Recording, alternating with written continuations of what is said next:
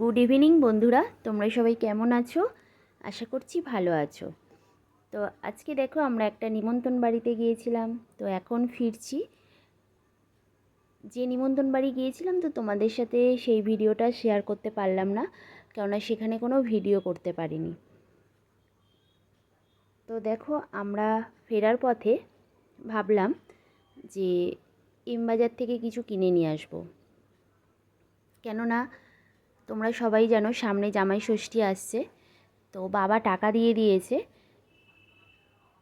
তোমাদের দাদাভাই ছেলে কিছু কেনার জন্য। তো সেজন্যই আমরা এমবাজারে গেছি। গিয়ে দেখো তোমাদের দাদাভাই ওখানে জিন্স দেখছে। তো আমাদের কেনাকাটা হয়েও গেল। আমি কাউন্টারে এসে বিল করার জন্য দাঁড়িয়েছিলাম। তো দেখো কাউন্টারে বিলটা করে নিচ্ছি, আর পরে কোনো একটা ভিডিওতে তোমাদের সাথে শেয়ার করব যে কি কি কিনেছিলাম।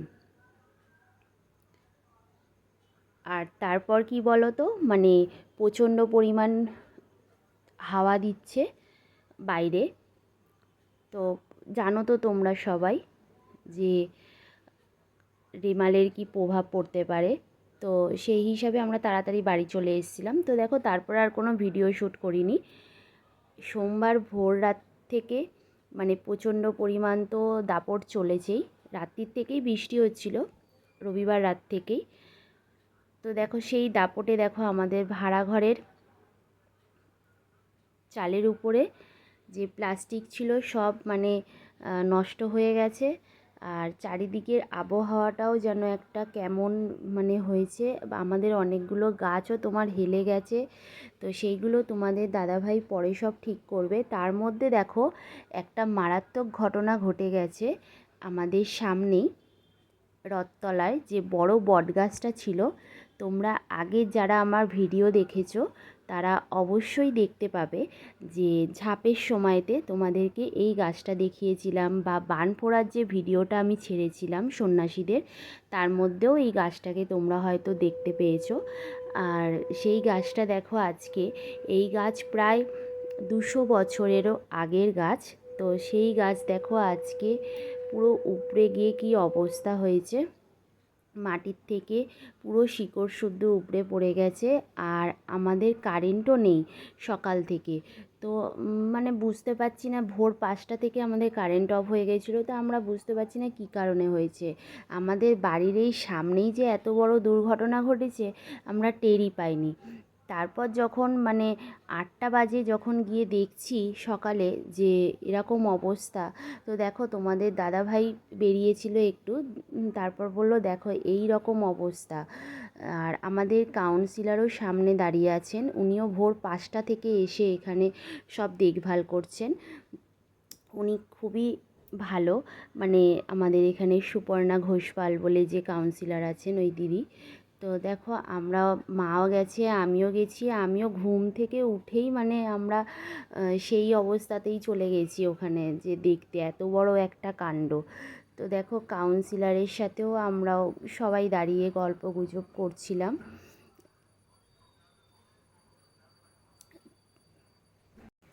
আমফানের সময়ও বন্ধুরা আমাদের বাড়ির মানে পাশে একটা বাড়িতে টিন পুরো উড়ে এসে মানে আমাদের ভাড়া ঘরের চালের উপরে এমনভাবে পড়লো, সব ভেঙে মানে টুকরো টুকরো হয়ে গেল।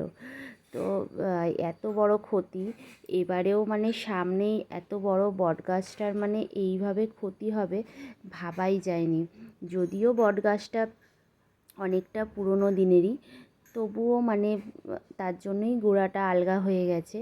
তো দেখো তোমরা দেখতে থাকো, আর মানে বটগাছটার ভিডিওটা তোমাদের সাথে সবটাই শেয়ার করছি। আর তোমাদের দাদাভাইও ওখানে ছিল। এত মোটা মোটা গুঁড়ি বন্ধুরা গাছের যে মানে ক্রেনে করেও মানে সরাতে পারছে না। বছরে বছরে বন্ধুরা অনেক ঝড়ই আসে, তবে আমফানের ঝড়টা আর এই রেমাল ঝড় আমাদের কাছে খুব স্মরণীয় হয়ে আছে। কেননা আমফানের সময়ও আমরা অনেক কিছু উপভোগ করেছি, আর রেমালের সময় এই এতদিনের পুরনো এই বটগাছটা মানে স্মৃতি হয়ে থাকা জিনিসটা আমাদের থেকে আজকে হারিয়ে গেল। এখনও বন্ধুরা আমাদের কারেন্ট আসেনি, কারেন্ট কখন আসবে বলতেও পারছি না, কেননা এই গাছ সব সরাবে, তারপর সিএসসির থেকে লোক আসবে, তারপর আমাদের কারেন্ট আসবে। তো এবারে তো বাড়িতে যেতেই হবে। বাড়িতে চলে এসেছি আমি অনেকক্ষণই, তোমাদের দাদাভাই কিছুক্ষণ পরে বাড়িতে এসছে। এসে আবার আমাদের বাড়ির যে গাছগুলো সব মানে পড়ে গেছিলো সেগুলোকে সব দড়ি দিয়ে বেঁধে ঠিকঠাক করছিল।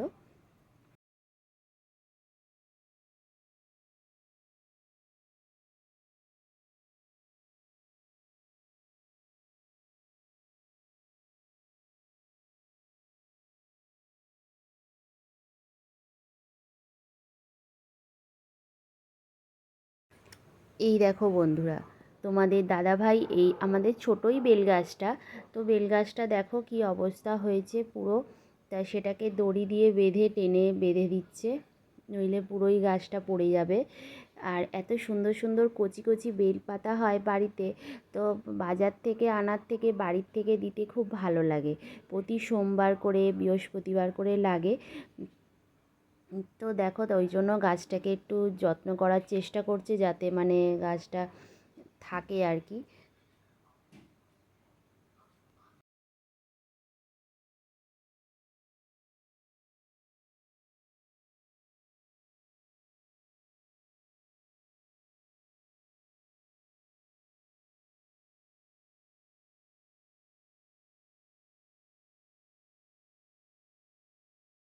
এরপর দেখো বন্ধুরা, আম গাছটাকেও তোমাদের দাদাভাই ভালোভাবে বেঁধে দিচ্ছে।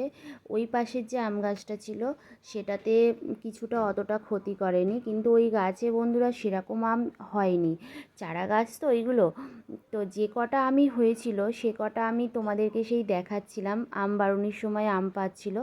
তো তারপরে আমাদের এই সামনেই পাশে আর কি বড় ঠাকুর মন্দির আছে, তো সেখান থেকে ছেলেরা এসেছিলো চাঁদা তুলতে, তারা এসে সব আম নিয়ে চলে গেছে। আমরা নিজেরাই খেতে পারিনি বন্ধুরা আম। ওই আমাদের ভাড়া ঘরটা তো আমাদের বাড়ির পিছন দিকটাতে, তো ওই পিছন দিকটায় সচরাচর আমাদের যাওয়া হয় না, তো ওই দিকটা থেকেই সব আম নিয়ে চলে গেছে ওরা। আর মানে ভাড়া ঘরের একজন দেখতে পেয়েছে, সে বলছে যে নিও না, কিন্তু তাও মানে নিয়ে চলে গেছে। তো নিয়ে চলে গেছে পরে সে বলছে, তো আর তো কিছু করারও নেই, যাক গাছের ফল যে কেউ খেলেই হলো, ওরা খেয়েছে আনন্দ করে, এটাই। তো এটা কোনো ব্যাপার না। আর তারপর দেখো, তোমাদের সাথে শেয়ার করেছিলাম কাগজ ফুল গাছটা, আর বলেছিলাম পুরো মানে গেটটা ভরে গেলে কাগজ ফুলে তোমাদের সাথে সেটাও শেয়ার করব, কিন্তু সেটা মনে হচ্ছে আর হবে না, কেননা কাগজ ফুল গাছটা তোমাদের দাদাভাই বেঁধে রেখেছিল, তারপরেও দেখো কি অবস্থা হয়েছে, তাও আবার বেঁধে দিচ্ছে, জানি না ঠিকঠাক থাকবে কি না। তা তো এবার বন্ধুরা আমিও একটা যে বালতির মধ্যে যে একটা বেল গাছ রাখা আছে ছোট, সেটার থেকে আমি কিছু বেলপাতা তুলে নিচ্ছি, আজকে সোমবার বলে এবার পুজো করব। তো পুজো তো সবসময় তোমাদের সাথে শেয়ার করি, আর করছি না। তো ভিডিওটা যদি তোমাদের ভালো লেগে থাকে অবশ্যই লাইক কমেন্ট শেয়ার সাবস্ক্রাইব করো আমার চ্যানেলটাকে, আমার পাশে থেকো। তোমরা সব ভালো থেকো, সুস্থ থেকো। থ্যাংক ইউ বন্ধুরা।